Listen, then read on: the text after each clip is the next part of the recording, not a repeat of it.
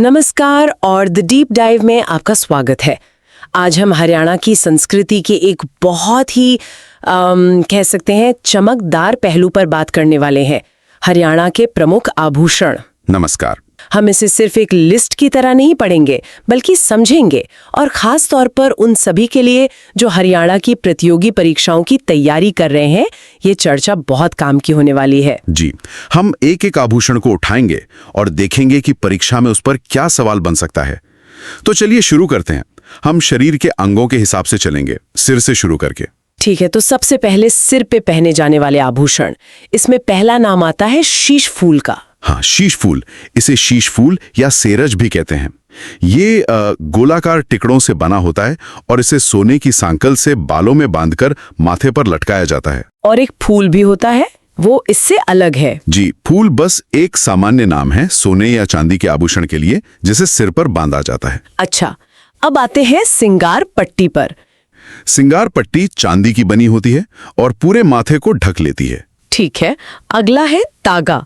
ये कैसा होता है? तागा एक पतले धागे जैसा होता है, सोने या चांदी का, और इसे भी माथे पर ही बांधा जाता है। और बोरला, ये तो काफी लोकप्रिय है। जी, बोरला। ये मोटे बेर के आकार का होता है, इसीलिए इसका नाम बोरला है। इस पर नगीने जड़े होते हैं और पीछे एक हुक होता है बालों में फंसाने के लिए। इसे माथे के बीच में लटकाते हैं, है ना? बिल्कुल, माथे के ठीक बीच में। फिर आता है सिरमांग। हाँ, सिरमांग तिल्ली के आकार का होता है और एक चेन से जुड़ा होता है। इसे मांग के बीच में माथे पर लटकाते हैं। अगला है केश पिन। ये तो नाम से ही साफ है। हाँ, ये बालों में लगाने वाली पिन होती है, सोने या चांदी की। फिर है छाछ। छाछ भी सोने या चांदी का होता है और इसे पूरे माथे पर लटकाया जाता है। यह सिंगार पट्टी जैसा ही होता है, पर डिजाइन में फर्क होता है। अब आते हैं रखड़ी पर। ये तो बहुत ही खास मानी जाती है। बहुत खास। रखड़ी को सुहाग का प्रतीक माना जाता है। ये परीक्षा के लिए एक बहुत महत्वपूर्ण तथ्य है। और एक और जरूरी बात, रखड़ी के पीछे जो सोने की छोटी हुक लगती है, उसे सरी या बगड़ी कहते हैं। ये भी पूछा जा सकता है। सरी या बगड़ी? हाँ, ठीक है, इसे नोट कर लिया जाए। जी। अगला आभूषण है मोड़। मोड़ मुकुट जैसा होता है और ये विवाह के अवसर पर पहना जाता है। और इसकी सबसे खास बात? इसकी सबसे खास बात यह है कि इसे दूल्हा और दुल्हन दोनों पहनते हैं। ये एक अनोखा तथ्य है। दोनों पहनते हैं? अच्छा जी। फिर है टीका तिलक। ये मांग टीके जैसा होता होगा। हाँ, लगभग 2 इंच का सोने की परत का फूल होता है जिसमें नगीने जड़े होते हैं। और गोफण, ये थोड़ा अलग लग रहा है नाम से। गोफण बालों की वेणी में, मतलब जो छोटी छोटी लटें होती हैं, उनमें गूंथा जाने वाला आभूषण है। बालों में गूंथने वाला, समझ गई। और सिर के आभूषणों में आखिरी है मेहमद। मेहमद, जी, ये भी स्त्रियों के माथे पर पहना जाता है और इसके बारे में ये खास है कि इस पर कई लोक गीत भी गाए जाते हैं। अच्छा, तो ये सांस्कृतिक रूप से भी बहुत महत्वपूर्ण है। बिल्कुल। तो ये तो हुई सिर और माथे की बात। अब नाक पर आते हैं। नाक के आभूषणों में सबसे पहला है बेस्सर। बेस्सर, इसे आमतौर पर छोटी नथ भी कहते हैं। ये नाक के मध्य में पहनी जाती है। और नाथ या नथ? नथ सोने की बनी होती है और आकार में बड़ी होती है। इसे नाक के बाईं ओर पहना जाता है और ये विवाहित स्त्रियां पहनती हैं। अच्छा, ये विवाहित स्त्रियों का आभूषण है। जी। फिर आता है कोका। ये दाने के आकार का होता है। ये सोने चांदी दोनों का हो सकता है। हाँ, सोना, चांदी या हीरे जड़ा हुआ भी हो सकता है। इसे भी नाक के बाईं ओर पहनते हैं। और लौंग? लौंग जैसा नाम है, लौंग के आकार का ही होता है, लंबाई में बना हुआ, जिस पर एक नगीना लगा होता है। इसके बारे में खास बात है ना? जी, और ये परीक्षा में पूछा भी गया है। लौंग नाक और कान दोनों में पहना जाता है। नाक और कान दोनों में, ये जरूर याद रखना होगा। बिल्कुल। फिर है पुरली। पुरली, ये लौंग से थोड़ा बड़ा, गोलाकार और छिद्रदार होता है। इसे भी नाक के बाईं ओर ही पहनते हैं। और नथली? नथली 10 नथ का छोटा रूप है। ठीक है। और एक नाम है बेसरी। बेसरी, ये सोने के तार का बना होता है जिसमें एक नाचता हुआ मोर बना होता है। वाह, ये तो बहुत खूबसूरत होगा। हाँ, और ग्रामीण महिलाएं इसे डोरे से सिर के बालों में फंसाकर पहनती हैं ताकि ये गिरे नहीं। अच्छा, अब है भंवरा। भंवरा असल में लौंग का ही बड़ा आकार होता है और एक खास समुदाय है जो इसे ज्यादा पहनता है। कौन सा समुदाय? बिश्नोई महिलाएं। ये एक महत्वपूर्ण तथ्य हो सकता है। ठीक है। और आखिर में नक्सेर। नक्सेर को नाक की बाली भी कहते हैं। ये नाक की तरह छोटी बाली होती है जिसमें मोती पिरोया होता है और इसका प्रचलन कुंवारी लड़कियों में ज्यादा है। कुंवारी लड़कियों में। तो ये थे नाक के आभूषण। अब कानों की बारी। कानों में सबसे पहले है बुजली। ये गोलाकार सिक्के जैसी होती है और आमतौर पर बुजुर्ग महिलाएं पहनती हैं। और ढेडे? ढेडे चांदी के बने होते हैं और कानों में पहने जाते हैं। फिर आता है कर्णफूल। जी, कर्णफूल नाम से ही साफ है, फूल के आकार का होता है ये। बीच में नगीने जड़े होते हैं और इसे कान के निचले हिस्से में पहनते हैं। और बाली? बाली गोल छल्ले जैसी होती है जिसे कान के निचले हिस्से में पहना जाता है। एक और नाम है डाड़े। डाड़े चांदी के होते हैं और कानों के पास लटकते हुए पहने जाते हैं। और झुमका? झुमकी के बिना तो कानों का श्रृंगार अधूरा है। बिल्कुल, झुमका कर्णफूल जैसा ही होता है, पर उसमें बीच में सोने के गोल बूंदे और चेन लगी होती है। और झुमकी? झुमकी झुमके का ही छोटा रूप है, बिना चेन का। नीचे छोटी छोटी घुंघरुइयां होती हैं। अच्छा, अब एक बहुत ही खास नाम, ओगेन्या। ये परीक्षा में आ सकता है। जी, ओगेन्या। ये पान के पत्ते के आकार का होता है। और इसे पहनते कहाँ हैं? इसे कान के ऊपरी हिस्से पर पहनते हैं, यही इसकी खासियत है। कान के ऊपरी हिस्से पर। हाँ, ठीक है। अगला है गुर्दा। गुर्दा सोने के तार के आगे मुद्रा के आकार का मोती पिरोकर बनाया जाता है। और कांटा? कांटा बस सोने या चांदी के तार का बना होता है जिसके ऊपर एक छोटी सी घुंडी होती है। फिर है पीपल पत्र। ये भी नाम से ही अंदाजा लग रहा है। हाँ, ये अंगूठी के आकार का होता है और इसे भी कान के ऊपरी हिस्से में छेद करके पहना जाता है। हाँ। ओगेन्या की तरह। बाजपट्टी। बाजपट्टी झुमके के साथ ही लटका रहता है। अब एक बहुत ही महत्वपूर्ण आभूषण आ रहा है, कुड़क। हाँ, ये बहुत बहुत महत्वपूर्ण है। जब छोटे बच्चों के कान पहली बार छेदे जाते हैं तो जो सोने या चांदी के पतले तार पहनाए जाते हैं उन्हें ही कुड़क कहते हैं। तो ये बच्चों का पहला आभूषण हुआ। तो ये थे कान के आभूषण। दोस्तों, वीडियो में यहाँ तक आए हो तो हमारे चैनल को अभी सब्सक्राइब कर ले। हम आपसे वादा करते हैं आपको परीक्षा के लिए सब कुछ सीखने को मिलेगा। अब हम शरीर के मध्य भाग यानी गले की ओर बढ़ते हैं। गले के आभूषणों की सूची तो और भी लंबी है। सबसे पहले हंसली। हंसली? इसका एक खास महत्व है। ये गले की हंसुली नाम की हड्डी को सुरक्षा देता है, इसलिए इसे छोटे बच्चों को भी पहनाया जाता है। अच्छा, ये श्रृंगार के साथ साथ सुरक्षा कवच भी है। जी। फिर है आड़। आड़ के साथ कोई रस्म जुड़ी है? हाँ, और बहुत खूबसूरत रस्म है। शादी में चौथे फेरे के समय दुल्हन को उसके ननिहाल पक्ष की तरफ से आड़ पहनाया जाता है। ये तो बहुत ही प्यारा रिवाज है ना?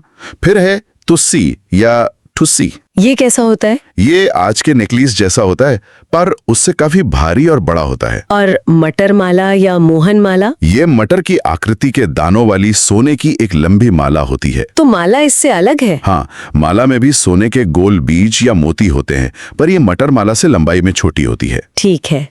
अगला नाम है गलश्री या गलसरी। ये सोने के मोटे मानकों को कपड़े की एक पट्टी पर लगाकर बनाया जाता है और गले से चिपकाकर पहना जाता है, चोकर की तरह। अच्छा, चोकर जैसा। और कंठी या कंडी? कंठी सोने के मनकों से बनी माला होती है। इसका पेंडेंट अक्सर पीपल के पत्ते जैसा होता है। और जंजीर? जंजीर सोने या चांदी की होती है और इसे स्त्री और पुरुष दोनों धारण करते हैं। ये एक कॉमन आभूषण हो गया। जी।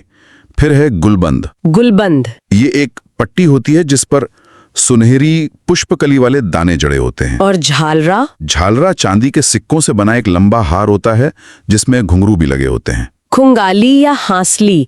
ये हंसली जैसा ही है क्या? हाँ, ये हंसली का एक प्रकार है। सोने या चांदी के तार का गोलाकार आभूषण जो बीच में से चौड़ा और किनारों पर पतला होता है। एक और शब्द है तांती। तांती असल में देवी देवता के नाम पर कलाई या गले में बांधा जाने वाला चांदी का एक तार या धागा होता है। ये आस्था से जुड़ा है। ठीक है। और चंदनहार या रानीहार? ये सोने से बना होता है। इसमें कई लड़ियां होती हैं और बीच बीच में आयताकार टुकड़े लगे होते हैं। अच्छा। चौकी, इसकी क्या खासियत है? इसकी खासियत ये है कि इस पर देवताओं की मूर्ति अंकित होती है। ये एक महत्वपूर्ण तथ्य है। देवताओं की मूर्ति। ठीक है। और मंगलसूत्र? जी हाँ, ये तो सभी जानते हैं। विवाहित स्त्रियां सुहाग के प्रतीक के रूप में पहनती हैं। और बटन कुर्ते कुर्ती पर सामान्य बटन की जगह इस्तेमाल होते हैं जो एक जंजीर से जुड़े होते हैं। वाह, गले के आभूषणों की तो बहुत लंबी सूची थी। अब हम हाथों पर आते हैं। हाथों के आभूषण, इसमें सबसे पहले और सबसे दिलचस्प है आरसी। आरसी, इसके बारे में बताइए। ये आईने वाली अंगूठी है ना? बिल्कुल। ये तो अनोखा है। जी। फिर है अंगूठी जिसके अन्य नाम है बिंठी और मुंदरी। और अगर 3 आंटों वाली मोटी अंगूठी हो तो उसे झोटा कहते हैं। झोटा, अच्छा। फिर कलाई पर पहुंचा या पूंछ पहना जाता है। और हथफूल? हथफूल हाथ की हथेली के पीछे पहना जाता है। इसमें कंगन से लड़ियां निकलकर अंगूठियों से जुड़ती हैं। और गजरा? गजरा कलाई से चिपका रहता है। छनक कंगन भी छनकने वाला हाथ का आभूषण है। एक नाम है पछेली। पछेली कलाई का आभूषण है जिसके ऊपर चोंचदार बीज बने होते हैं। और हल्के कंगन को कांगनी कहते हैं। अब ये जरूरी है, टाढ़, टड्डे, टडिया या अणत? जी, ये जरूरी इसलिए है क्योंकि ये कलाई का नहीं बाजू का आभूषण है। बाजू में? ठीक है, बाजू में ही बाजूबंद भी पहनते हैं जो सोने की बेल्ट जैसा होता है। इसके कई और नाम भी हैं, भुजबंद, उतरनी, बाजू फूल, बाजूबांग। और अनंत? अनंत सर्पाकृति यानी सांप के आकार का होता है और इसे भी बाजू के ऊपरी भाग में ही पहनते हैं। कंगन और कड़ा तो सामान्य है। हाँ, पर कड़ा के बारे में एक बात ध्यान रखनी है कि ये हाथ और पांव दोनों में पहना जाता है। हाथ और पांव दोनों में? हाँ, ठीक है। फिर दस्तबंद भी हाथ का आभूषण है। मुद्रिका नगीना जड़ी अंगूठी को कहते हैं। लंगर और फूंदा? लंगर चांदी के मोटे तारों से बना होता है जिसे कड़ों के नीचे पहनते हैं। और फूंदा चूड़ी या कड़े पर सजावट के लिए बांधा जाता है। और नौगरी? नौगरी मोतियों की लड़ियों का एक समूह होता है जिसे चूड़ियों के बीच में पहना जाता है। आंवला सेवटा? ये ठोस चांदी का होता है और कड़े के साथ पहना जाता है। दामनी या दामन? ये 2 उंगलियों में एक साथ पहनी जाने वाली अंगूठी होती है। 2 उंगलियों में एक साथ? जी। और चूड़ 4 अंगुल चौड़ा चांदी का कड़ा होता है। और आखिरी है गोखरू। गोखरू? ये छोटे छोटे तिकोने दानों वाला गोलाकार आभूषण है जिसे चूड़ियों के बीच में पहनते हैं। तो ये थे हाथ और बाजू के आभूषण। अब आखिर में हम पांव के आभूषणों पर आते हैं। जी, पांव के आभूषण। सबसे पहले कड़ी। ये चांदी की होती है और टखनों के ऊपर पहनी जाती है। इसका एक विशेष प्रकार भी है, खिली बासा। ये 2 टुकड़ों में खुलने वाला कड़ा होता है। अच्छा। फिर गजरिया। गजरियां भी चांदी की बनी होती हैं और पाँव में पहनी जाती हैं। और चुटकी या बिछुए, ये बहुत महत्वपूर्ण है। ये सुहागिन स्त्री पहनती है पांव के अंगूठे के पास वाली अंगुली में। ये भी सुहाग का प्रतीक है। फिर है नेवरी। नेवरी पायल की तरह का घुंघरू वाला आभूषण है। छेल कड़े। ये कड़ी से छोटे और हल्के होते हैं और ज्यादातर बुजुर्ग महिलाएं पहनती हैं। अंगूठा नाम से ही साफ है। जी, पांव के अंगूठे में पहना जाता है। झांझर या रमझोल? ये पायल से मोटा और भारी होता है और इसकी झंझनाहट भी ज्यादा होती है। और हीरनामी? ये चांदी से बना कड़ी जैसा ही आभूषण है। इसके साथ ही लच्छे, तोड़े, तिनके भी होते हैं। तोड़ा या लंगर कड़े के नीचे पहना जाता है। और टनका? तनका पहनने पर टनक टनक की आवाज करता है। अगर इस पर मक्के के दानों जैसे आकार हो तो इसे मक्किया कहते हैं। मक्खिया? ये तो काफी स्थानीय नाम लग रहा है। जी। गोलियां और फोलरी? गोलियां चांदी की चौड़ी सादी अंगूठियां होती हैं पांव की उंगलियों के लिए। और अगर इन पर फूल बने हो तो ये फोलरी कहलाती हैं। और आखिरी है पगपान। जी, जैसे हाथ में हथफूल होता है वैसे ही पैरों के लिए पगपान होता है। तो ये थे पांव के गहने। स्त्रियों के आभूषणों में एक आखिरी अंग बचा है, कमर। हाँ, कमर के आभूषण। सबसे प्रसिद्ध है तागड़ी या तकड़ी। इसे घाघरा, दामन या साड़ी पर पहनते हैं। नाड़ा? ये चांदी का झब्बेदार जेवर होता है जिसे घाघरे के नाड़े के साथ बांधते हैं। और पल्लू? ये भी चांदी का जेवर है जिसे ओढ़नी के पल्ले में बांधा जाता है वजन के लिए। फिर है कणकती या कंदोरा। ये झूलती लड़ियों वाली एक पट्टिका होती है, कमरबंद जैसा। और सटका, इसका जिक्र तो लोकगीतों में भी आता है। जी, सटका सोने चांदी की चौकोर जालियों की जंजीर होती है जिसमें चाबियां लटकी रहती हैं। इसे पेटीकोट के नेफे में अटकाया जाता है। ये गृह स्वामिनी होने का प्रतीक है। चाबियों वाला गहना, क्या बात है। तो ये थी स्त्रियों के आभूषणों की पूरी सूची। अब हम पुरुषों के आभूषणों पर एक नजर डालते हैं। सूची छोटी है पर जरूरी है। बिल्कुल।